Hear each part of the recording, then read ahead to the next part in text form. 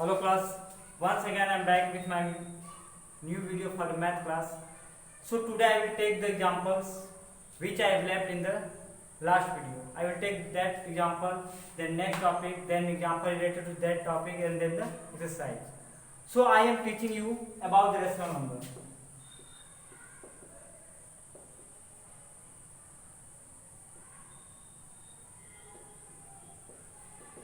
Okay. तो मैं आप लोग को रेशनल नंबर पढ़ा रहा हूँ और ऑलरेडी मैंने कुछ क्वेश्चंस या कुछ टॉपिक्स मैंने पहले से डिस्कस कर रखे हैं और कुछ टॉपिक्स मुझे डिस्कस करना है. सो मैं एग्जांपल सॉल्व कर रहा था. Next example is 4. Example number 4. Example number 4 is given so that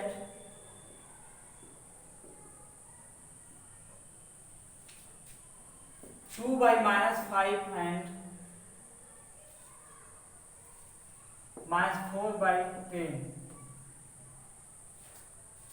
are equivalent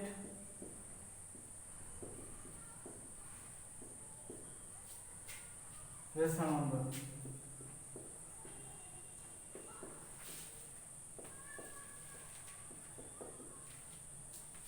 Are equivalent rational number. Okay. Solution. तो मैंने कहा था अगर a बाई बी और c बाई डी अगर दो रेशनल नंबर हो उनको इक्विवेलेंट दिखाना है तो हम क्या करते हैं, cross multiply. Means a into D करते हैं और b इंटू सी. अगर दोनों बराबर आते हैं तो हम कह सकते हैं वो क्या है, इक्विवेलेंट. तो सिंपली ऐसे हम यहाँ भी करते हैं 2 बाई -5 और क्या -4 बाई 10. क्रॉस मल्टीप्लाई करो 2 इंटू 10 -4 इंटू -5 20 माइनस प्लस, क्योंकि जब मल्टीप्लाई करते हैं सिंबल में मल्टीप्लाई होता है तो माइनस इंटू माइनस प्लस हो जाता है, ये पॉजिटिव रहता है. 4 5 या 20. देख सकते हैं दोनों की वैल्यू सेम है, सेम साइन के साथ. ये भी पॉजिटिव और ये भी पॉजिटिव. पॉजिटिव सिंबल वाली जरूरत नहीं है, मान लेते हैं पॉजिटिव रहेगा. ये दोनों की वैल्यू क्या है, सेम है. इनको हम क्या बोलेंगे, इक्विवेलेंट बोलेंगे.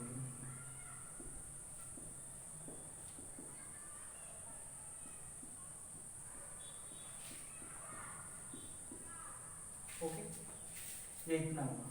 बट आंसर सही है, इक्विवेलेंट रेशनल नंबर है, इसमें कोई दिक्कत नहीं है क्योंकि मैंने प्रूव कर दिया दोनों साइड 20 आ रहा था. क्लियर. बट प्रोसेस गलत है, ध्यान रखना. और यह बात हमेशा अपने ध्यान में रखना कि क्या प्रोसेस गलत होता है. ठीक है. यहाँ तुम्हारा इक्विवेलेंट शो करना है, तुम उस प्रोसेस जो रूल होता है उसको फॉलो करो या ना करो, आंसर सेम आएगा. तुम दिखा सकते हो आराम से without any problem that both the rational number are equal. Okay. But basically एक अंतर, एक दिक्कतें उठानी पड़ती है. ठीक है. रूल ये होता है कि यहाँ पे गलतियां क्या क्या है, पहले ये देख लो. हम जानते हैं कि ये निगेटिव रेशनल नंबर है और ये भी क्या है, निगेटिव रेशनल नंबर है. ओके. लेकिन प्रोडक्ट क्या है, पॉजिटिव है. क्या क्या, पॉजिटिव. रूल ये कहता है अगर निगेटिव रेशनल नंबर हमारे पास था तो प्रोडक्ट भी निगेटिव आना चाहिए. लेकिन प्रोडक्ट क्या है, पॉजिटिव. इक्वल है तो हमने ध्यान नहीं दिया, इक्वल है तो ध्यान नहीं दिया. लेकिन अगर अनइक्वल होता तो आंसर गलत आते हैं. जिसको मैं बड़ा कहता वो छोटा हो जाता है, जिसको मैं छोटा कहता वो बड़ा हो जाता है. ठीक है. तो इसको ध्यान रखना पड़ता है. तो ध्यान क्या रखना, वो ध्यान रखो. ठीक है. पहली बात से ध्यान रखो कि यहाँ पे ये निगेटिव था, ये भी निगेटिव. आंसर पॉजिटिव था, पॉजिटिव था. यहाँ पे दोनों की वैल्यू सेम आ गई तो हमने इस बात को ध्यान नहीं रखा कि नहीं इनके सिंबल भी सेम रखने चाहिए थे, निगेटिव निगेटिव होने चाहिए थे. लेकिन हमने डायरेक्ट क्वेश्चन सॉल्व कर दिया, आंसर सही है. अगर ऐसे आप डायरेक्ट क्वेश्चन कर देते एग्जाम में, कोई कह देता है कि दिखा दो कि दोनों क्या है, इक्विवेलेंट है, मतलब इक्विवेलेंट है नहीं. बस तुमको प्रोसेस बताना था कैसे इक्विवेलेंट है. तुम्हें इसके अलावा कुछ नहीं करना है. बस you have to show that how they are equal.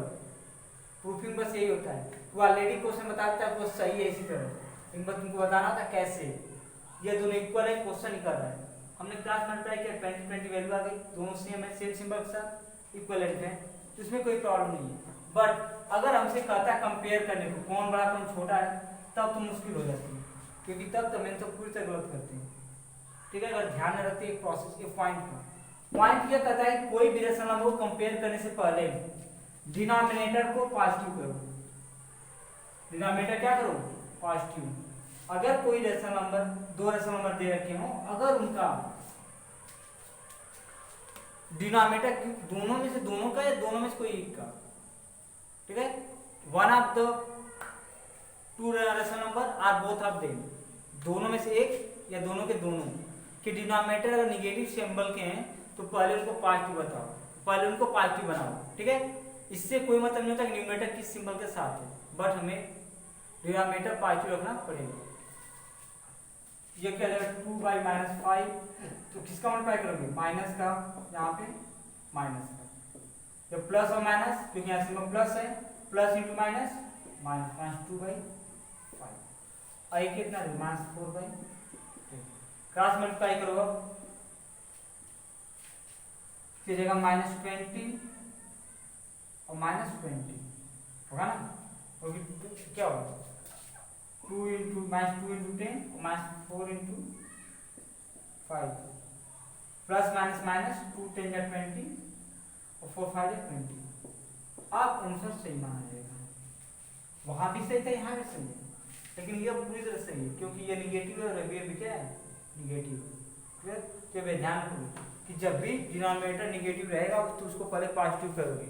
अगर क्वेश्चन में देता है कि इक्विवेलेंट इनको शो करो तो सिंपल बात वो पहले से इक्वल ही है, बस प्रोसेस फॉलो करना है और इक्वल दिखा देना है, तो उसमें तुम्हें कोई खास दिक्कत नहीं होती है और टीचर ध्यान नहीं देता इस बात को, ठीक है।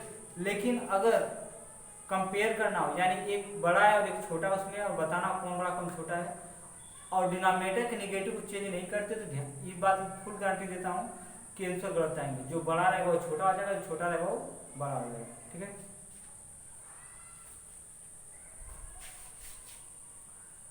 एक एग्जांपल देख लो कैसे होता है, आई होप कि इक्विवेलेंट दिया हो कंपेयर करने के लिए। हाँ, कंपेयर करने के लिए आगे वाला चैप्टर में, तो मैं इसका एग्जांपल नहीं एक्सप्लेन कर रहा हूँ, जब वहाँ पे रहेंगे तो मैं बताऊँगा कैसे इसको ध्यान रखा जाता है।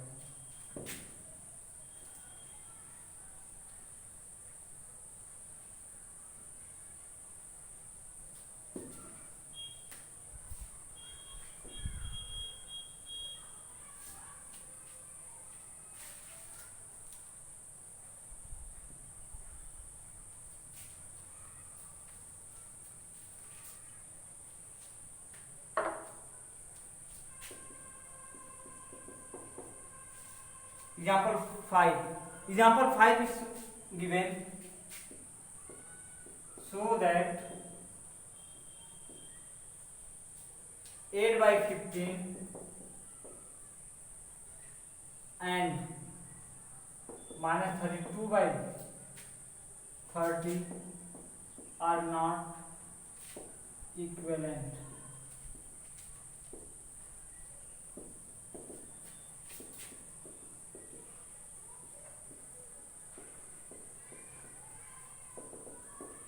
हमें शो करना है कि 8/50 और -32/30 जो इक्विवेलेंट रेशनल नंबर नहीं, how they are not equal, ठीक है। तो वही क्रॉस मल्टीप्लाई करने वाला प्रोसेस, वही हमारे सबसे बेटर है। अगर देखा तो 8/50 और -32/30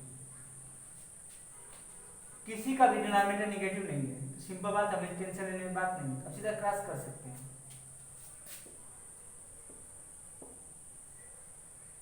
8 इंटू 30 -32 इंटू 50, अभी कुछ नहीं करोगे, यहाँ सिंबल इक्वल वगैरह नहीं लगाओगे, रिजल्ट आने के बाद लगता है करो। जानती है लास्ट में 0 हो तो 0 को ऐसे ही रख देते हैं 3 8, ठीक है। एक मिनट इतना करने की कोई जरूरत ही नहीं है, ये तो यहीं पे दिख गया कि नहीं इक्वल है, क्यों, क्योंकि देख सकते हो कि ये पूरी तरह पॉजिटिव है और ये निगेटिव है, इसके दोनों न्यूमरेटर डिनोमिनेटर दोनों सेम सिंबल के, मतलब पॉजिटिव है, इसका ये नेगेटिव पॉजिटिव है, ये मतलब नेगेटिव है, और नेगेटिव पॉजिटिव कभी आपस में इक्वल होंगे, तो हमें शो करने की कोई जरूरत ही नहीं, they no need to show that how they are, ठीक है। उसमें क्रॉस मल्टीप्लाई करने की कोई जरूरत नहीं है, बस आप जानते हो कि प्लस है क्या है माइनस है, भले उनकी वैल्यू सेम है, 2 और -2 बोथ आर डिफरेंट, एक 0 के राइट में आएगा, एक 0 के लेफ्ट में आएगा, दोनों बीच में 4 की डिफरेंस आएगी, ठीक है, दोनों अलग है। तो ध्यान रखोगे कि एक पॉजिटिव और एक नेगेटिव रेशनल नंबर अगर देता है तो पहली बात दोनों कभी इक्वल नहीं होंगे, और जो पॉजिटिव वाला होगा हमेशा बड़ा होगा नेगेटिव वाले से, ठीक है। उसमें कुछ और ध्यान रखने की जरूरत नहीं है। चाहो तो क्रॉस मल्टीप्लाई अपने बेसिस कर सकते हो, जैसे अगर मैं करूंगा क्रॉस मल्टीप्लाई तो क्या आएगा, ये देखो इक्वल टू ऐसे काटने का मतलब क्या होता है, नॉट इक्वल टू, इसको बोलते इक्वल मतलब लेफ्ट राइट के बराबर, फिर पूरी तरह से। बट अगर इसको बीच से ऐसे क्रॉस कर देते हैं, इसका मतलब ये हुआ कि लेफ्ट राइट इक्वल नहीं है, ठीक है, या तो उससे बड़ा है तो उससे छोटा है।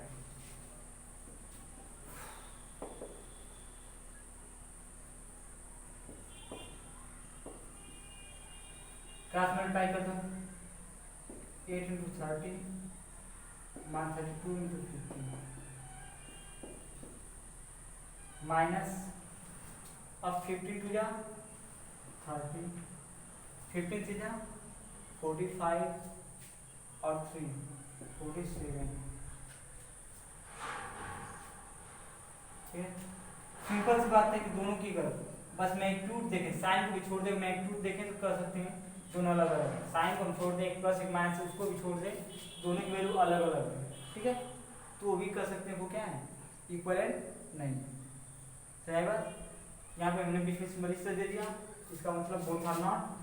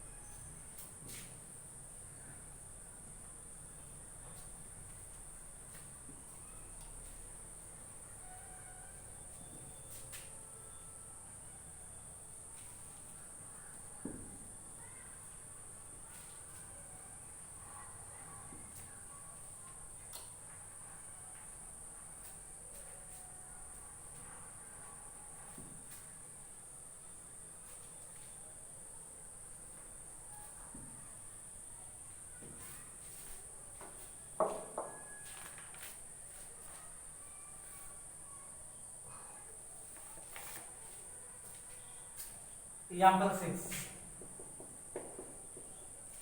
express minus 7/9 as a rational number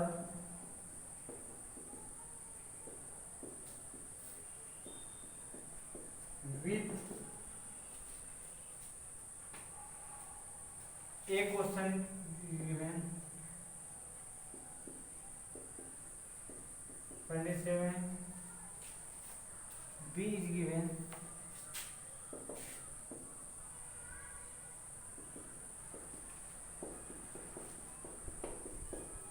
मार्च 45। कर है कि हमें एक्सप्रेस करना है, यानी इसको बदलना है, चेंज करना है, किसको, माइनस 7/9 एक ऐसे रेशनल नंबर में जिसका डिनोमिनेटर 27 है। तो हम जब एक रेशनल नंबर को दूसरे रेशनल नंबर में चेंज करते हैं तो हमें या तो मल्टीप्लाई करना होता है, तो क्या करना होता है, डिवाइड करना होता है, क्लियर। और जब हम सेम नंबर से न्यूमरेटर डिनोमिनेटर को मल्टीप्लाई करते हैं या सेम नंबर से डिनोमिनेटर और न्यूमरेटर को डिवाइड करते हैं, तो जो दूसरा रेशनल नंबर आता है वो एक्चुअल में क्या कहलाता है, हमारा इक्विवेलेंट रेशनल नंबर। मतलब हमें इक्विवेलेंट रेशनल नंबर बताना है जो दूसरा इसका बनेगा। तो अगर देखा जाए, अगर मैं सॉल्व करता हूँ ये को, तो हमें दे रखा है कि दूसरा वाला जो रेशनल नंबर बनेगा इक्विवेलेंट रेशनल नंबर, उसका डिनोमिनेटर 27 है, मतलब हमें न्यूमरेटर ढूंढना पड़ेगा, तभी तो बता पाएंगे कि कितना रेशनल नंबर है, क्योंकि कोई भी रेशनल नंबर विदाउट डिनोमिनेटर होगा नहीं, बिना विदाउट न्यूमरेटर रेशनल नंबर मतलब क्या, न्यूमरेटर डिनोमिनेटर दोनों का होगा, या डिनोमिनेटर दे रखा है बट न्यूमरेटर नहीं दिया है, इसका मतलब first we have to find out the numerator, then we can say which is the required rational number. Rational number कौन सा रिक्वायर्ड, जो रिक्वायर्ड रेशनल नंबर कौन है। तो हम सपोज करते हैं लेट न्यूमरेटर भी, न्यूमरेटर क्या है, x। A kind question, question recording ये होता है कि जब हम एक रेशनल नंबर को दूसरे रेशनल नंबर में एक्सप्रेस करते हैं, यानी वो इक्विवेलेंट बनाते हैं, तो हो जाएगा न्यूमरेटर इसका कितना x, जबकि डिनोमिनेटर 27। x की वैल्यू चाहिए तो क्या करोगे, 27 से क्रॉस मल्टीप्लाई करो, उधर डिवाइड में इधर आएगा तो मल्टीप्लाई में, इतना हो जाएगा, कितने टाइम डिवाइड किया, नाउ मल्टीप्लाई इट, बट यहाँ सिंबल भी ध्यान रखना होगा, यहाँ माइनस और यहाँ कुछ नहीं तो प्लस होगा, प्लस माइनस माइनस और 7 से 21 मीन्स एक्स वैल्यू कितनी आ जाएगी 21। सो रिक्वायर्ड रेशनल नंबर जो आएगा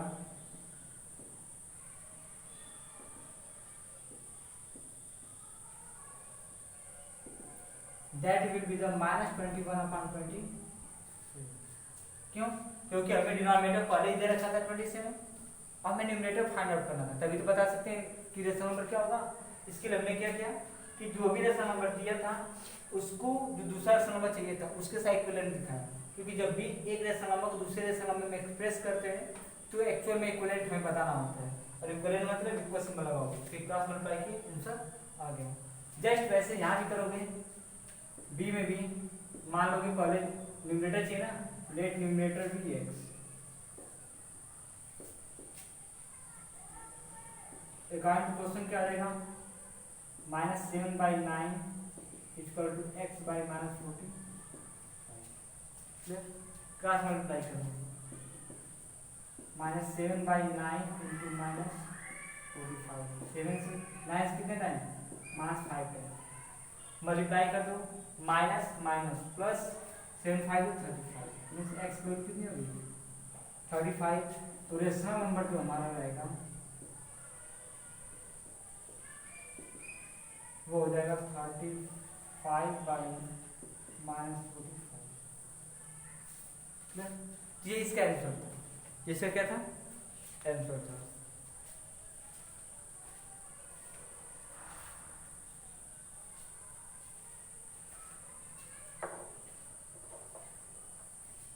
Next topic is absolute number. Absolute number is a value of any number without its sign या without regarding sign। जब किसी भी नंबर की वैल्यू रखते हैं बिना उसके साइन को, मतलब अगर साइन हटा देंगे तो कौन साइन रखेंगे, जनरली पॉजिटिव साइन, हमें नेगेटिव साइन को इग्नोर करने को होता है। तो if a number have value without any sign that number is called absolute value of that number.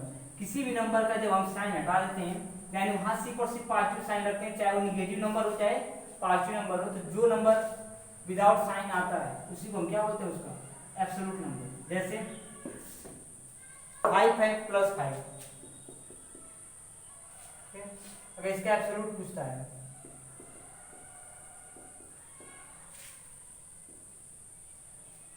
Absolute value पूछा है ना,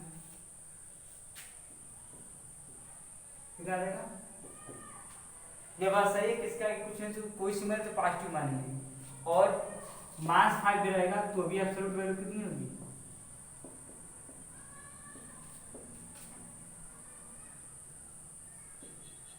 ठीक है। देखो +5 और -5 क्या दिखाता है, जैसे हमारे दो लड़के हैं ए और बी नाम के, एक के पास 15 रुपया एक के पास 20 रुपया, तो बी जो है वो ए से 5 रुपया ज्यादा है ठीक है, और ए जो है बी से 5 रुपया कम है ना। एक के पास 50 रुपीज है, बी के पास 20 rupees. B is 5 rupees more than, B है 5 rupees more than A, B के पास ए से 5 रुपये ज्यादा है जबकि ए के पास बी से 5 रुपये कम। इतना क्लियर हो गया। लेकिन अगर देखा जाए तो दोनों बीच में डिफरेंस कितने का है 5 का है, और ये जो 5 डिफरेंस है इसको एब्सोल्यूट वैल्यू बोलते हैं, क्योंकि इसमें साइन का कोई मतलब नहीं रहता है, दोनों बीच में जो गैप आता है वो एब्सोल्यूट वैल्यू कहलाती है। जब एक का दूसरे के साथ कंपेयर करके निकालते हैं तो वो उसकी एक्चुअल वैल्यू रहती है, एब्सोल्यूट वैल्यू नहीं। एब्सोल्यूट वैल्यू बस गैप से मतलब रखता है, उससे कोई नहीं मतलब रखता है कौन बड़ा कौन छोटा है, उनके बीच में डिफरेंस कितना का है कितना गैप आ रहा है उससे मतलब रखता है ठीक है। अगर हम एब्सोल्यूट वैल्यू को रिप्रेजेंट करने के लिए हम इसका यूज करते हैं मॉड का, ये सिंबल क्या होता है मॉड। जैसे अगर हमें लिखना हो एब्सोल्यूट वैल्यू ऑफ -5, इतना लिखने की जगह अगर मैं बस ऐसे कर दूं